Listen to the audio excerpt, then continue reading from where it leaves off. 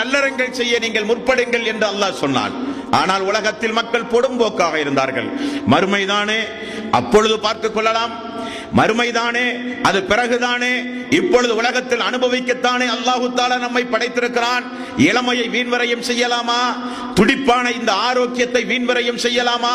கிடைத்ததை எல்லாம் அனுபவித்து உலகம் பொருளாதாரம் என்று தன்னுடைய வாழ்வு முழுக்க உலகத்திற்காக வேண்டி செலவழித்த மனிதன், அல்லாஹுவே நான் பார்த்து விட்டேன், கேட்டு விட்டேன், நல்லமல் செய்ய கொஞ்சம் வாய்ப்பு தா என்று வாய்ப்பு அளிக்கப்படாத நாள், புலம்புதல் பயனளிக்கப்படாத நாள், கெஞ்சுதல் அழுதல் பிரார்த்தனை செய்தல் எதுவும் உபகாரப்படாத நாளில் போய் மனிதன் இப்படியெல்லாம் கூப்பாடு போடுவதாக அல்லாஹ் சொல்லுகிறான்.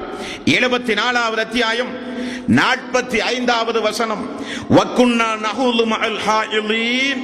அல்லாஹுவே, உபதேசம் செய்யப்படும் பொழுதெல்லாம்